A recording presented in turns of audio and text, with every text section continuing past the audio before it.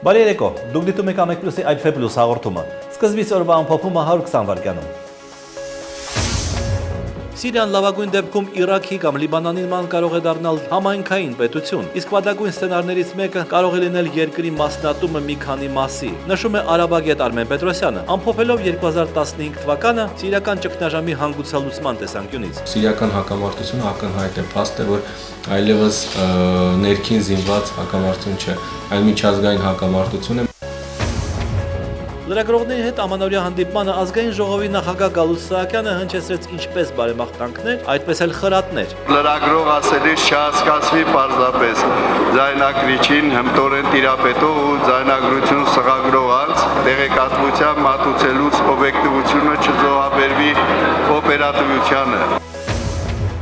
Ազգային ժողովի ՀՀԿ խմբակցության անդամ Համլետ Հարությունյանը պատմական էքսկուրս է կատարել այն մասին, թե ինչու երբեք իրար չեն սիրել հայ ժողովուրդը եւ իշխանությունը։ Հայ ժողովուրդը իր պատմության ընթացքում միշտ անախորոզմի մեջ է եղել իր պետական կառույցների հետ։ Սա ցեղի բնույթ է։ Մթերված ապրանքի դիմաց կուտակված պարտքերը վերամշակող գործարանները դեռ ամբողջությամբ չեն փակել։ Գյուղատնտեսության նախարար Սերգո Կարապետյանն ասում է, վերամշակողը խնդիր ունի։ Ռուբլու արժեզրկման հետ կապված մեր մթերող կազմակերպությունները որոշակի դժվարություններ ունեցան արտահանումների հետ, հատկապես գինու, կոնյակի, պահածոների արտահանումների հետ, ֆինանսական միջոցները սուղ էին եւ իրենք հնարավորություն չունեցան մեծածավալ մթերումներ իրականացնել։ Նախորդ տարվա համեմատ սնկային թունավորումների դեպքերն ավելացել են, տեղեկացնում է առողջապահության նախարարության առողջապահության պետական տեսչության հիգիենայի բաժնի գլխավոր մասնագետ Լիլիթ Հունանյանը։ Թունավորումներից խուսափելու մեկ տարբերակ էլ անհայտ ծագման սունկ չօգտագործելն է։ 15 թվականին արձանագրվել է սնկից թունավորումների 35 դեպք 47 տուժածով, որից 2-ը մահվան ելքով։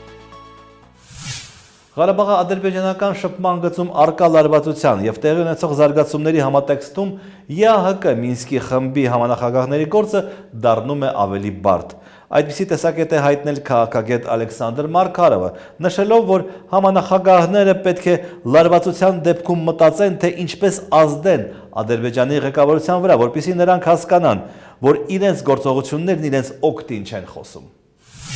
Սկանդինավյան շրջաններից միջերկրական ծով ներթափանցող արկտիկական օդային հոսանքները պատճառ կդառնան հզոր ցիկլոնի առաջացման։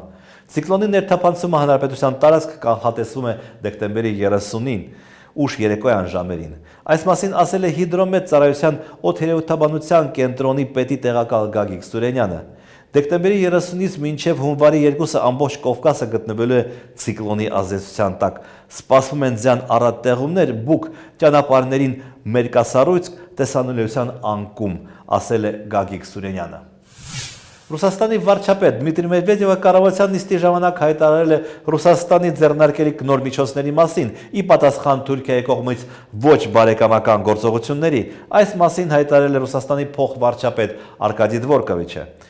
Կլինեն նաև հաջորդող գործողություններ, որոնց մասին կհայտարարվի։ Կառավարության ղեկավարն արդեն ներկայացրել է դրանք նիստի ժամանակ։ Մենք հետևողականորեն կշարունակենք այդ ուղիով, նշել է փոխվարչապետը։ Օրվա լրահոսը։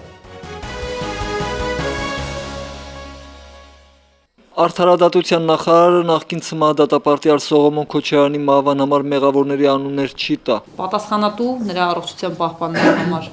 բնականաբար քրեակատարողական հիմնարկում նաև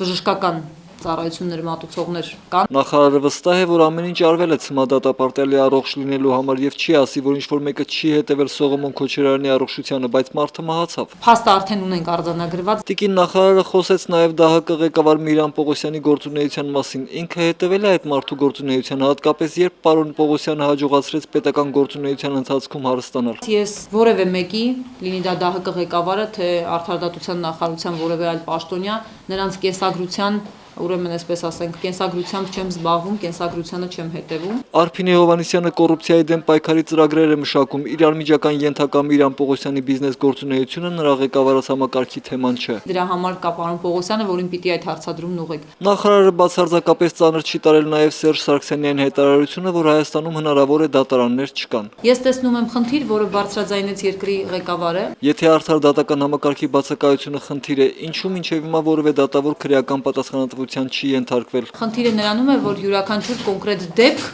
պիտի ուսումնասիրվի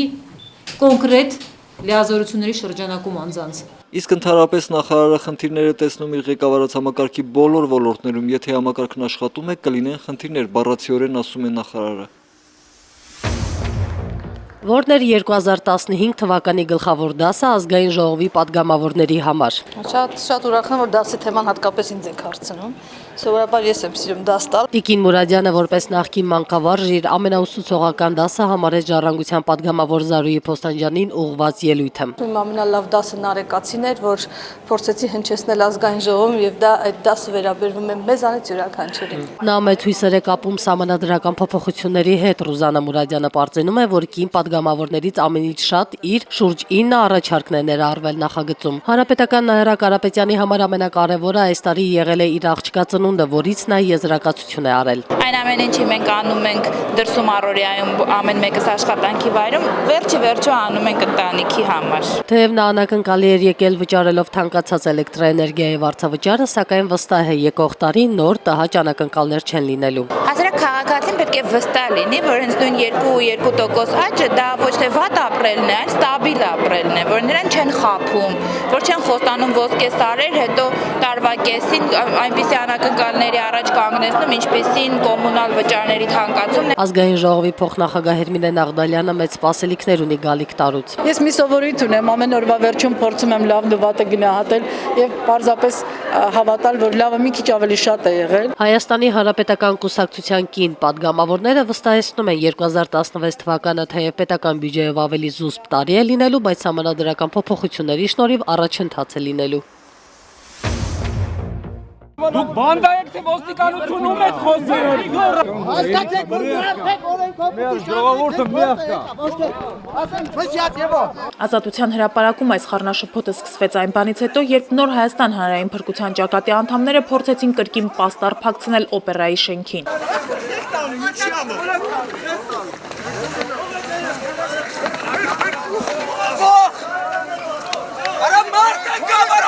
Ընկնելու արդյունքում վնասվեց Պարքև Պապի պարանոցը։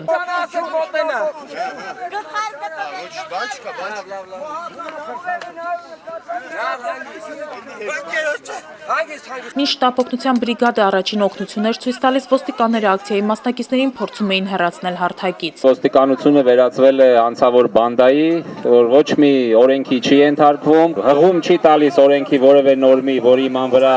ինքը ոստիկանությունը իրավունք ունի արգելելու քարոզչական պաստառի փակցնելը։ Ազատության հրապարակ ժամանեց Երևանի փոխոստիկանապետ Վալերի Օսիպյանը։ Օպերան, նաև օպերայի տարածքը, ողջ տարածքը համարվում է պատմամշակութային արժեք ունեցող տարածք։ Ձեր աչքի առաջ ծածկացուկայի կեսը քանդեցին։ Եթե այդքան պաշտպանող եք, գնացեք հանրապետական նշանակության պատմամշակութային հուշարձանը, պաշտպանեք։ Օպերայի եւ բալետի ազգային ակադեմիական թատրոնի փոխտնօրեն Սուրեն Աղաբաբյանը եւս նպատակարար չի համարում պաստառի փակցնելը։ Ես այս շենքի ճարտարապետության վրա այդ պաստառը կախելը մի քիչ անիմաստ եմ։ Ակնհայտ է դառնում, որ օպերայի եւ բալետի ազգային ակադեմիական թատրոնի տնօրինությունը ոստիկանական օպերացիայի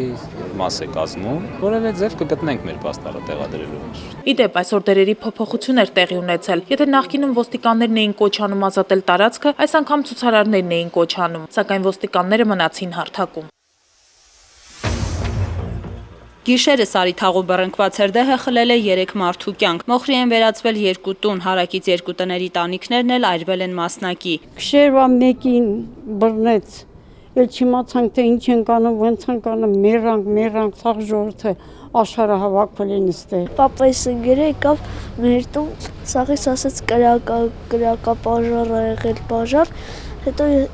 ես քնած էի, արագ շորս հագցրեց, գրկած ինձ հանեց դուրս։ Չարդախլու գյուղից տարիներ առաջ գաղթած ընտանիքի հանդեպ ճակատագրի հեգնանքն ապշեցրել է բոլորին։ Մի քանի րոպեում հրդեհի ճիրանները խլել են Մամաջանյան ընտանիքից 87-ամյա հոր, 84-ամյա մոր եւ 60-ամյա աղջկա կյանքը։ Հարևաններն ասում են, թե ընտանիքը որևէ մեկի հետ չէր շփվում, հոգեկան խնդիրներ ունեին։ Բազմիցս դիմել ենք, որ նրանք միջավայրում ապրելու մարդիկ չեն, բայց ոչ մեկը չէր կարողանա աջակցել։ Թաղայինի դեմ է դուր չեն բաց։ Քանի անգամ են գրել, ասում եմ, դեպք կլինի նոր բան անենք, բան տանենք, դեպք վերելավ, И все. Սաղից վնասը տվեց, պաճառը գնաց։ Ռոզա տատը միակն է եղել, որ շփվել է ծերամուսինների հետ։ Ասում է, վատ մարդիկ չէին, հարևաններից ոչ ոքի էլ մինչև այժմ վնաս չէին պատճառել։ Մտել են տուն, իրաց տուտուրը փակել, իր հետ կռվել, իր հետ ինչ արել են արել, հետա ոչի բան չկա։ Հրդեհի արդյունքում նյութական վնաս է կրել Սոստ Մնացականյանը։ 3 ամիս առաջ է փոխել գրիշը, սա տվին ջարդի, Այստեղ բնակվող միայնակ կինն էլ հրաշքով կարողացել է դուրս գալ։ Նրա հարազատները եկել էին զննելու տարածքը, ամեն ինչ այրված է։ Տեղում իրավիճակին էին ծանոթանում Թաղապետարանի աշխատակիցները։ Թաղապետը տեղյակ է, պատրաստ է աջակցելու, դրա համար մեզ ուղարկել է, որ ընդհանուր վնասի չափը տեսնենք։ Ամուսինները դստեր հետ տեղում են մահացել։ Միակ ողջ մնացած դստերն էլ անմիջապես տեղափոխել են Ավանի հոգեբուժական կլինիկա։ Հրդեհի բռնկման պատճառը դեռ պարզ չէ։ Ինչպես հայտնի է հիմնական ոլորտը, որտեղ Հայաստանը աներկբայորեն կարող է հանդես գալ որպես մրցունակ երկիր, տեղեկատվական տեխնոլոգիաներն են։ Այստեղ մենք չենք տուժում օգտակար հանածոների պակասից և փակ սահմաններից։ Անհրաժեշտ կազմակերպչական աշխատանքների դեպքում տեղեկատվական ոլորտի մեր ձեռնարկությունները այնտեղ աշխատող մեր մասնագետների, գիտելիքների և տաղանդի շնորհիվ կարող են զբաղեցնել և արդեն իսկ շատերը զբաղեցնում են առաջնակարգ դիրքեր ամբողջ աշխարհում։ Օրվա գլխավոր թեման։ Տեղեկատվական տեխնոլոգիաների ոլորտը Հայաստանի տնտեսության ամենից արագ զարգացող ճյուղն է։ Դրան կարող է նպաստել նոր ստեղծվող ՏՏ ընկերություններին հարկային արտոնություն տվող օրենքը։ Նորաստեղծ ստարտափները, որոնք ստեղծվել են մի քանի ամիսների, 3 ամիսների ընթացքում, եթե չեմ սխալվում, ազատվում են բոլոր հարկերից եւ նրանց եկամտահարկը կազմում է 10%։ Ձեռնարկությունների ինկուբատոր հիմնադրամի տվյալներով 2015 թվականին տեղեկատվական տեխնոլոգիաների ոլորտը գրանցել է 20%-անոց աճ, ինչը սակայն միայն պետության աջակցությամբ չի կարելի պայմանավորել։ Պետությունը կարող է ինչ-որ ձև օգնել կամ չօգնել, բայց հենց ստարտափները իրենք են իրենց հաջողության ստեղծելու հիմնական ոնց որ շարժիչ ուժը։ Microsoft-ի ինովացիոն կենտրոնն աջակցում է լավ գաղափարներ ունեցող թիմերին զարգանալ, դառնալ ոլորտում առաջատարներից։ Pixar, Jumex, Shadowmatic, Teamable, GG Taxi արդեն հանրահռչակված հայկական այս ընկերություններն սկզբում չէին մտածում համաշխարհային ճանաչում ձեռք բերելու մասին։ Նրանցից ոչ մեկ իր գրպանում չի ունեցել, ինչ որ 10-20 հազար դոլար գործը, իրենց ստարտափը սկսելուց առաջ։ Ուղղակի հենց առաջի օրվանից, նույնիսկ առաջի չէ, երևի ասեմ հենց 0 օրվանից նրանք շատ նպատակադրված փորձել են լուծել մի խնդիր, որոնք տեսել են։ Ինչպես աշխարհի զարգացող մյուս պետություններն, այնպես էլ Հայաստանը հաճախ չի կարողանում պահել իր կադրերին։ Ուղեղների արտահոսքն այս ոլորտում պայմանավորված է գլոբալ զարգացումներով։ Պատկերացրեք Twitter-ը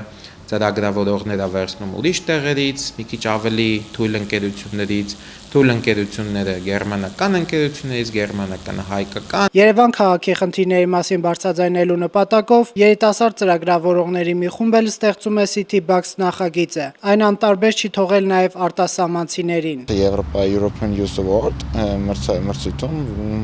Հայաստանից միակ ներկայացուցիչն ենք ու հենց հաղթող ենք ճանաչվել, մեկը World Summit Youth Award-ը, որ երկուսն էլ շատ հեղինակավոր մրցույթներ են համարվում ամբողջ աշխարհում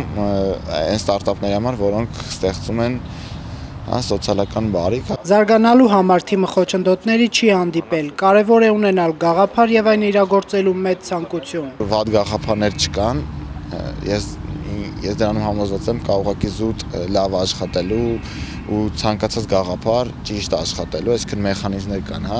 ճիշտ աշխատելու, հասկանալ այդ գաղափարը ում է պետք լինելու, որ պահին է պետք լինելու։ Իդեպ Հայաստանում տեղեկատվական տեխնոլոգիաների ոլորտում աշխատում է մոտ 400 ընկերություն։ Այստեղ ներգրաված մասնագետների թիվը 12000 է, մոտ 2000-ի չափել թափուր աշխատատեղ կա։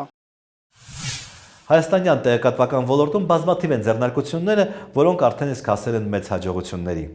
Սկսնակ ծրագրավորողը աշխատում է միջին հաշվով 4 անգամ ավելի շատ, քան ասենք սկսնակ լրագրողը։ Կարևոր տարբերությունը նաև այն է, որ այնտեղ աշխատավարձը սպիտակ է, իսկ սպիտակ աշխատավարձով աշխատող եւ հարկեր մուծող քաղաքացու ինքնազգացողությունը եւ դրսևորումները բոլորովին այլ են։ ՎԿ կൂട്ടակային կենսաթոշակի դեմ պայքարը։ Կան մի շարք նոր ձեռնարկություններ, որոնք անցած տարի առաջադիմել են առանց լուրջ ներդրումների։ Այդպիսին է PixArt ստարտափը, այսինքն սկսնակ ձեռնարկությունը, որը ստեղծել է լայն հնարավորություններով գրաֆիկական խմբագիր։ Forbes հանդեսը այդ ընկերությունը գնահատել է $250 միլիոն։ PixArt-ը ստացել է արդեն իր առաջին ներդրումը $100 միլիոն։ Հայաստանի տեղեկատվական տեխնոլոգիաների ընկերությունները մասնակցում են բազմաթիվ հեղինակավոր համաժողովների և ցուցահանդեսների։ Դրանց մի մասն անցնում է նաև այստեղ Հայաստանում։ Իսկ 2019 թվականին Հայաստանում անցկացվելու է տեղեկատվական տեխնոլոգիաների համաշխարհային համաժողովը։ Դա ոլորտի խոշորագույն միջոցառումներից մեկն է, որին մասնակցում են բնագավառի 2-3 հազար լիդերներ շուրջ 100 երկրներից։ Ամեկ+-ի զրուցակիցն է ինֆորմացիոն տեխնոլոգիաների ձեռնարկությունների միության գործադիր տնօրեն Կարեն Վարդանյանը։ Կարեն, ձեր ոլորտի հայաստանյան ընկերությունները այս տարի պարծանալու շատ բան ունեն, բայց ես ուզում եմ իմանալ, թե ինչից եք դուք դժգոհ, ինչն է ձեզ խանգարում։ Կարծում եմ, որ մեր հիմնական խանգարողը հասարակական գիտակցությունն է, այսինքն այդ, չգիտեմ, տրադիցիա ասեմ, թե հասարակական մտածողություն ասեմ, երբ որ ծնողը պատրաստ է փող տալ, որպեսզի իր երեխան չսովորի, որ իհարկե նոր բան չի, անկախության հետ կապված չի, դա Խորհրդային Միության վերջի տարիներում էլ դա կար, վերջի 10 տարում, փողով ընդունվել համալսարան, փող տալ չսովորել եւ այլը, սա հիմնական խանգարող բանն է եւ դա գալիս է կարծում եմ տեսլական հասարակությունը տեսլական իր ամբողջության մեջ, որովհետեւ հատվածներ կան, որոնք տեսլական ունեն, բայց հասարակությունը իր ամբողջության մեջ տեսլական չունի։ Եվ քանի որ տեսլական չունի, նպատակներ չունի, ինքը չի կարողանում գտնի այն նպատակը, որի շուրջ կարա կոնսոլիդանա, որի շուրջ կարանա հավաքվի, դրան գումարվում է, ասենք այսօրվա խեղաթյուրված արժեքների համակարգը, որտեղ փողը դրած է անկյունակար, որը ապշե դեգեներացնում է այդ ամեն ինչը, եւ մենք ունենում ենք այն ինչ որ ունենք։ Նվաճումներից մեկը, հա, Երևանը էլեկտրոնային կառավարում ունեցող քաղաքների 5-յակում է, հա, ինչ է տալիս դա սովորական երևանցիներին, առանձնապես։ Ես չեմ կարծում, որ դա ինչ-որ շատ էական նվաճում է, ես դրա մեջ ինչ-որ շատ մեծ բան չեմ տեսնում, կարծում եմ դա արհեստական ինչ-որ ցուցանիշ է, որովհետև իրականում էլեկտրոնային կառավարման բնագավառում մենք շատ բան ունենք անելու, ես չգիտեմ հետո այդ ցուցանիշը տվել եւ ինչի համար, այդտեղ շատ բան ունենք անելու, որովհետև էլեկտրոնային կառավարման բնագավառը մենք ամբողջությամբ տվել ենք այլ երկրների, այն գործը, որը մենք կարանք անենք հայկական ընկերությունները, որոնք այդ նույն գործը այլ երկրների համար անում են, մենք կանչում ենք էստոնացիներին տասնյակ միլիոններով փող ենք տալի, որ մեր համար էլեկտրոնային կառավարում սարքեն, կամ իռլանդացիներին ենք կանչում տասնյակ միլիոնավոր փող տալիս, կամ վարկեր ենք վերցնում, որպեսզի այդ գործը անենք, ասենք 10 անգամ ավելի թանկ, կանց թե կարանք անենք, եւ այդ բնագավառը այն ամենավատ բնագավառներից է, որը որ խոչընդոտում է տեղական IT շուկայի զարգացման, այսինքն այս բնագավառում բավականին գումարներ կան, որ կարա տեղական ընկերություններ զարգանան, մենք զարգացնում ենք ավելի շատ դրսի ընկերությունները, բայց հիմա այդ վիճակը կփոխվի կարծում եմ, որովհետեւ արդեն ստեղծված է կոնսորցիում տեղական ընկերությունների, որոնք այդ բնագավառում աշխատում են եւ ծածկում են ամբողջ տիրույթը, եւ հիմա այդ ընկերությունները համատեղ հանդես են գալի, վերջի գուցե հանդես գալը դա հենց այդ էստոնական պրոյեկտի դեմ էր, երբ որ մեզ ստիպում էին, որ Էստոնիայի օրինակը վերցնենք, երբ որ մենք ավելի լավ լուծումներ ունենք եւ կարայինք այդ բոլոր մեր ընկերություններով համատեղ անեինք, մեզ ստիպում էին Էստոնիային, ասենք 10 միլիոնից ավելի փող են տալիս, ինչա թե մի հատ հաստուղթ գրի, թե ինչպես մենք պետք է զարգացնենք էլեկտրոնային կառավարում, էլի։ Դրա համար ես կարծում եմ սա անհաջողությունների բնագավառում է վերաբերվում։ Ճիշտ հակառակը։ Ճիշտ հակառակը եւ գուցե դա պետք է շտկել շատ արագ եւ շատ շուտ, որովհետեւ երկրի կառավարումը դա մենք աբորիգեն չենք Կոնգոյի, որպեսզի գնանք ինչ-որ մեկից մուրանք, որպեսզի մեր կառավարման համակարգ մտցնենք, մենք պետք է սեփական կառավարման համակարգ ունենանք, որ դա ապահովված է եւ անվտանգությունը եւ ապահովված է, որ ուրիշ մարդիկ չմտնեն մեզ, չկառավարեն մեր էլեկտրոնային կառավարման համակարգում։ Եվ այլն, սա կարևոր է։ Շնորհակալություն։ Իմ զրուցակիցն էր ինֆորմացիոն տեխնոլոգիաների ձեռնարկությունների միության գործադիր տնօրեն Կարեն Վարդանյանը։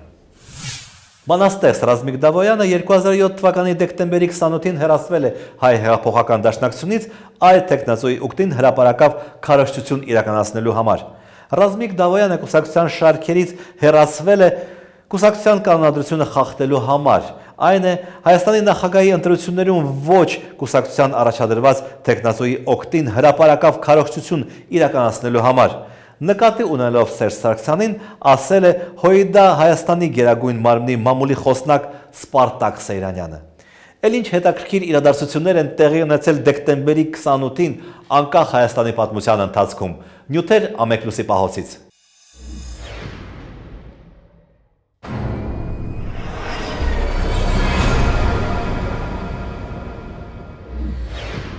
1994-ի դեկտեմբերի 27-ին Լեռնային Ղարաբաղն ընտրում է իր առաջին նախագահին, ընտրությունն իրականացնում է խորհրդարանը, գրեթե առանց այլընտրանքի Ղարաբաղի նախագահ է դառնում Պաշտպանության պետական կոմիտեի նախագահ 40-ամյա անկուսակցական Ռոբերտ Քոչարյանը, նա պետք է աշխատի 2 տարի, որից հետո հաջորդ նախագահը պետք է ընտրվի արդեն համաժողովրդական քվեարկությամբ։ Ռոբերտ Քոչարյանին առաջինը շնորհավորում է Հայաստանի նախագահ Լևոն Տեր-Պետրոսյանը։ 1994-ի դեկտեմբերի 28-ին նախագահ Լևոն Տեր-Պետրոսյանը հեռուստատեսային ելույթով հայ հեղափոխական դաշնակցություն կուսակցությունը հայտարարում է կասեցված։ Պատճառն ըստ նրա այն է, որ անվտանգության մարմինները հայտնաբերել են դրոհահաբեկչական կառույցը, որն արդեն իրականացրել է մի քանի սպանություն։ Կառույցը կապվում է դաշնակցության հետ եւ նրան վերագրվում է նաեւ թմրանյութերի վաճառք։ Այդ կառույցի հետ են կապում նաեւ Համբարձում Գալստյանի սպանությունը։ Լևոն Տեր-Պետրոսյանը եւ Դավիթ Ճանազարյանը հայտարարեցին, որ Համբարձում Գալստյանի ահաբեկումը կազմակերպել է դաշնակցությունը 1 տարի 5 դաշնակցական երիտասարդի պայեցին բանտում, ամենատաժանակիր կերպով պայեցին բանտում, երբ որ տասնյակ օրեր կարելի էր նրանց կարծերներում պայել, բայց որևէ կերպ չկարողացան գործ սարքել։ Դու հայրենիք ունես զինվոր, դու պաշտպանն ես հայրենիքի, ծառայության ամեն մի օր մի ծաղիկ է տալիս կյանքին։ Սա հատված է 1997-ի այսօրը Եռաբլուրում մանուկ երկրապահների երթումից։ 17 երեխա երթվում է ծառայել բանակին։ Նրանք պատանի երկրապահ առաջին անդամներն են։ Ունեինք սկաուտական շարժում, բայց դա մերը չէր։ Բանակը եղել է եւ լինելու է եւ ին եւ կառավարության ուշադրության կենտրոնը։ Այլ ընտրանք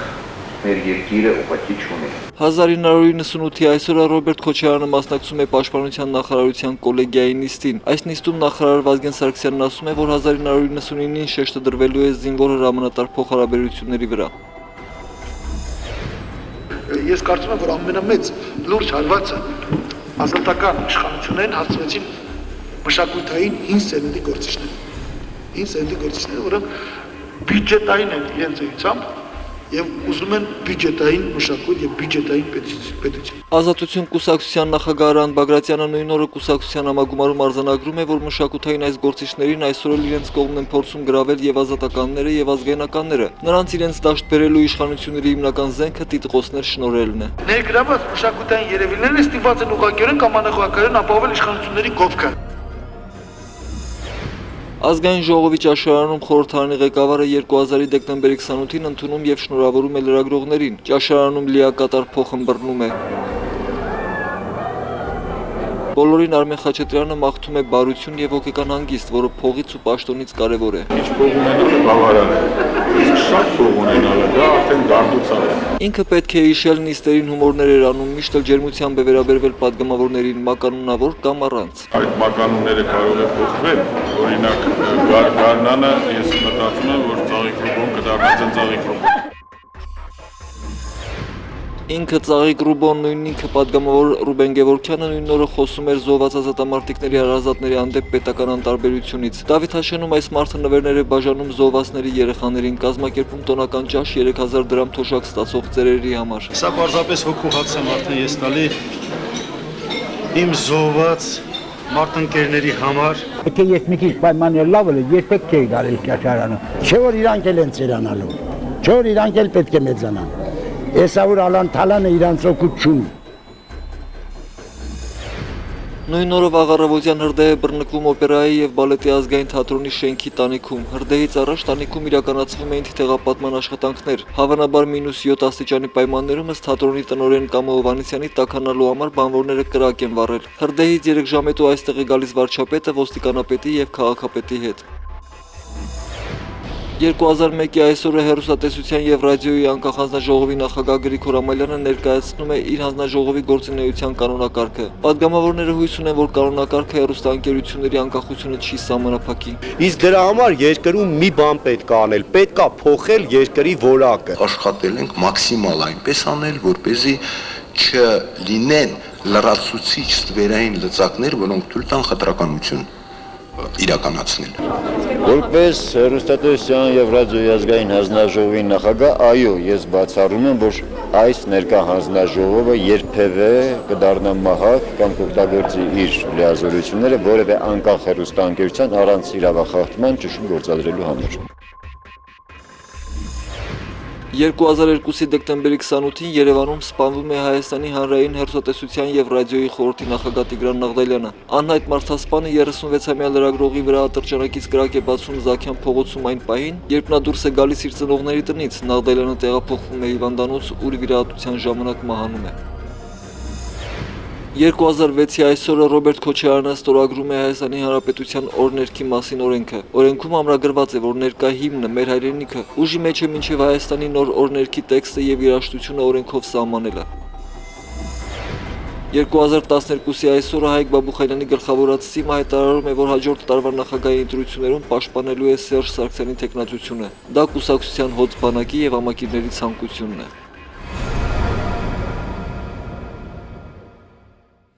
Ազգային ժողովի ՀՀԿ խմբակցության պատգամավոր Նաիրա Կարապետյանը զարմացել էր, երբ տեսել էր, թե ինչպիսի հաշիվ է նա ստացել էլեկտրաէներգիայի համար։ Իսկապես մեր իշխանավորների հոգսերը եւ մտահոգությունները շատ են։ Դիտեք նաեւ մեր վերջին խոսքը, իսկ ես ձեզ հրաժեշտ եմ տալիս։ Մենք կհանդիպենք վաղը։